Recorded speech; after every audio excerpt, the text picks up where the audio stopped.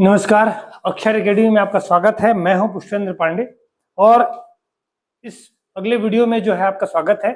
इस वाले वीडियो में अपन देखेंगे कि जो स्व सहायता समूह है उन स्व सहायता समूहों का संगठन कैसे काम करता है और दूसरा सीआरपी रणनीति क्या है, यानी क्लस्टर जो लेवल जो रणनीति है वो किस तरीके से काम करता है। पहले देखते हैं संगठन कैसे है। तो मैंने पिछले वाले वीडियो में ही आपको संगठन में समझाया था। यहाँ देख सकते हैं कि समूह यानी 5 से 10 लोगों का एक समूह होता है। 5 से 10 लोग एक समूह बनाते हैं, तो 5 से 10 लोगों का एक समूह बन जाएगा जिसको स्व सहायता समूह बोलते हैं। 5 से 10 समूहों का ऐसे गांव में ऐसे 5 से 10 समूह भी हो सकते हैं। 5 कम से कम 5 भी हो सकते हैं, 10 भी हो सकते हैं, या दो से अधिक गांवों का भी अगर समूह बना होगा तो उसको ग्राम स्तर का संगठन कहेंगे। ये समूहों का भी समूह होगा जो ग्राम लेवल पर होता है। ग्राम लोगों का ऐसा समूह जो संकुल लेवल पर होगा जिसको सीएलएफ भी बोलते हैं, उनका एक संगठन होगा। कई ग्राम यानी 5 से 10 ग्राम बन सकते हैं, 20 ग्रामों से मिलकर भी एक संगठन बन सकता है, वो संकुल स्तरीय होगा। फिर एक ब्लॉक में जितने संकुल, एक ब्लॉक में लगभग 4 संकुल होते हैं, तो 4 संकुलों का मिलाकर एक ब्लॉक संगठन हो जाएगा। कई यानी 2 या 3 ब्लॉक का मिलकर क्या बन जाएगा, एक जिला स्तर। तो ऐसे संगठन पर संगठन बनते जाते हैं। समूह से बनता है ग्राम संगठन, ग्राम संगठन से बनता है संकुल संगठन, संकुल स्तरीय संगठन से बनता है ब्लॉक, और ब्लॉक से बनता है जिला। इसी को अपन को पढ़ना है। ठीक, तो पहला जो ग्राम स्तर के संगठन होंगे, एक ग्राम या उसके आसपास के ग्रामों के 6 से 10 समूहों का संगठन होगा। यानी कम से कम 6 समूह और 10 अधिक से अधिक 10 समूहों का एक ग्राम स्तर का संगठन बन जाएगा, जो पंचसूत्रों का पालन करते हो और जिनकी एक सामान्य सभा होगी, उनका क्या कहलाएगा, वो ग्राम स्तर के संगठन कहलाएंगे। इनके गठन का कारण क्या है? पहला, समूह को निरंतरता प्रदान करना, यानी समूह में जो भी गतिविधियां हो रही हैं उन गतिविधियों को कंटिन्यूटी प्रदान करना है, यानी निरंतरता देना है। उनमें जो भी गतिविधियां हैं, बचत का होगा या पैसा जमा करना होगा, आंतरिक जो है रूप से ऋण देना होगा, बाह्य ऋण होगा, या उत्पादक कार्य होंगे, किसी तरह के कार्य होंगे, उनके जो है कार्यों को जो है क्या करना है, निरंतरता प्रदान करना है। फिर सामाजिक समस्या के निराकरण में, अगर समाज में किसी तरह का समस्या हो रहा है, उसको लागू करने में किसी तरह का समस्या हो रहा है, व्यवस्थाओं को किसी तरह का समस्या हो रहा है, पैसे रुपये में किसी प्रकार का कोई दिक्कत है, तो इसको ग्राम स्तर के संगठन निराकरण करने का काम करते हैं। इनकी एक कार्यकारिणी होगी। ये कार्यकारिणी जो होगी वो 3 वर्ष के लिए होगी।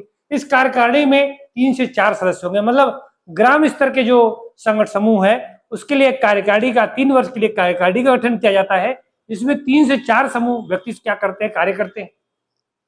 इस कार्यकारिणी का संचालन एक संचालक के माध्यम से कहलाता है, जो ग्राम संगठन सहायिका कहलाता है। जो क्या कहलाएगी, ग्राम संगठन सहायिका। वो क्या होता है, कौन होती है, जो किसी भी समूह, इस समूह में से किसी भी समूह की जो कोई पुस्तक संचालक होगा, जो बेस्ट क्वालिटी का होगा, उसको ग्राम स्तर के संगठन सहायिका के रूप में नियुक्त कर दिया जाएगा। जो कम से कम प्रशिक्षित हो और 75 बैठक लिख चुकी हो, उसको क्या बनाया जाएगा, ग्राम संगठन की सहायिका बना दिया जाएगा।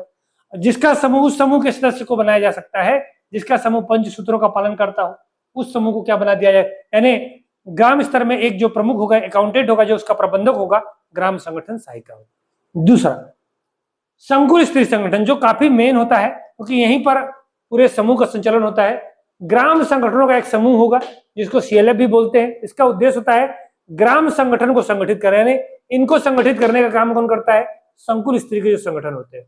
और ग्राम स्तर के समूहों को संगठित कर विभाग और एजेंसियों का समन्वय बनाना। जो भी विभाग है, आजीविका विभाग है, सहकारिता विभाग है, ग्रामोद्योग विभाग है, उनसे संगठन क्या करना है, इनका समन्वय स्थापित करना है। फिर विभागीय लाभ पहुंचाना, जो भी विभाग की योजना वगैरह है, जो अनुदान वगैरह मिल रहा है, वो कौन दिलवाता है, संकुल स्तरीय के संगठन इनको लाभ वगैरह दिलाते हैं।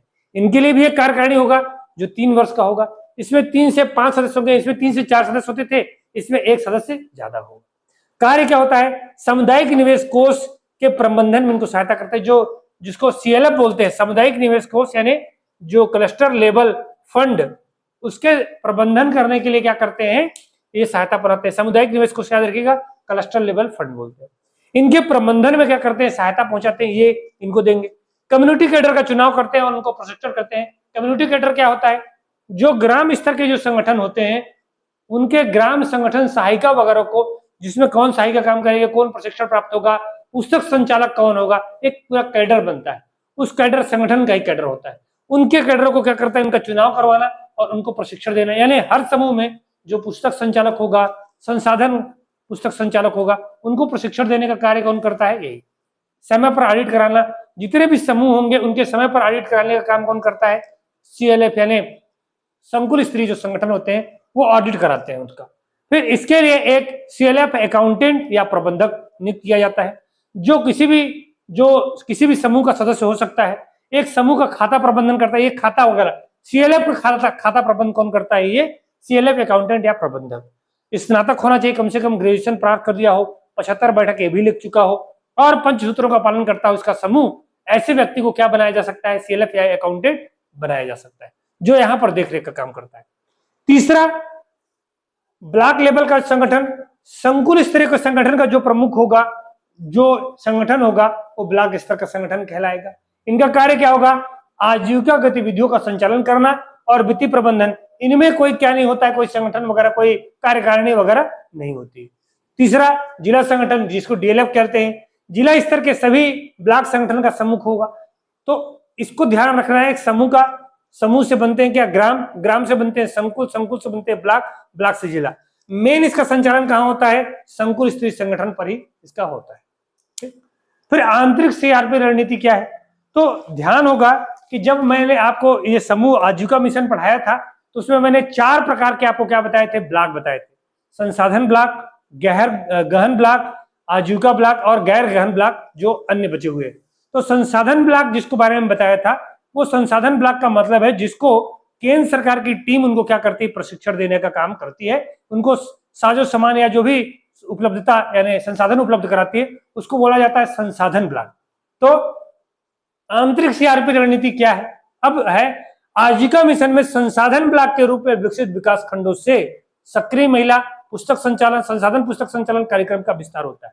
मतलब जिन ब्लॉकों को मॉडल ब्लॉक के रूप में विकसित किया गया है, हर जो है 5 से 10 ब्लॉक ऐसे होंगे हर राज्य में, 5 से 10 ब्लॉक, जिसको संसाधन ब्लॉक के रूप में विकसित किया जाता है। इन संसाधन ब्लॉक को विकसित करने को संसाधन कौन उपलब्ध कराता है? केंद्र सरकार। तो जिनको ये संसाधन ब्लॉक के रूप में विकसित किया गया है, अब वो संसाधन ब्लॉक के रूप में जितने भी लोग होंगे वो किसको ट्रेन करने का काम करते हैं? सक्रिय महिला को, पुस्तक संचालक को या संसाधन पुस्तक को। इनके माध्यम से कार्यक्रम का विस्तार होता है, यानी इन लोगों को तैयार करते हैं कौन लोग? संसाधन ब्लॉक वाले लोग। अब जो संसाधन ब्लॉक वाले जो लोग होते हैं, इस सक्रिय महिला पुस्तक संचालक, ये लोग तैयार हो जाते हैं। और जब ये लोग तैयार हो जाते हैं तो एक आंतरिक CRP रणनीति अब काम करना पड़ता है, जिसमें 5 सदस्य होते हैं। यही लोग 5 सदस्य का टीम बनाते हैं, जिसमें 3 सक्रिय महिला और 2 पुस्तक संचालक होते हैं। ये जो संसाधन ब्लॉक के लोग इनको प्रशिक्षित करते हैं। ये लोग एक टीम बनाते हैं, इस टीम में 3 सक्रिय महिला और 2 पुस्तक संचालक होते हैं। और ये लोग 30 दिन के एक चक्र में, 30 दिन के एक साइकिल में 2 गांवों के बीच में, यानी एक गांव में 15 दिन का समय लेते हैं। 2 गांव में 30 दिन, यानी कितना समय देंगे? 2 गांव में जाएंगे, एक गांव में 15 दिन। तो एक गांव में 6 नए समूह का गठन करेंगे। एक गांव में कितने समूह करेंगे? 6 नए समूहों का गठन करेंगे और 2 पुराने समूह का पुनर्गठन करेंगे। 2 पुराने समूह क्या करेंगे? फिर से साइकिल करवाएंगे। और इसी तरीके से समूह का क्या करते जाते हैं? प्रशिक्षण आगे देते जाते हैं।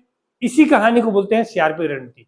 यानी संसाधन ब्लॉक वाले आम जो सक्रिय महिला पुस्तक उनको प्रशिक्षण देते हैं, और जो सक्रिय महिला है, 3 सक्रिय महिला और 2 पुस्तक संचालक जो CRP रणनीति में शामिल है, वो लोग गांव-गांव जाएंगे और वो जो है समूहों का गठन और पुनर्गठन करवाते हैं। 30 दिन के अंदर में 2 गांव में भी घुसते हैं। एक गांव में 6 समूहों को और 2 नए समूहों को और 2 पुराने समूहों का गठन करवाते हैं। इनको दैनिक रूप से मानदेय प्राप्त होता है, यानी पेमेंट प्राप्त होता है।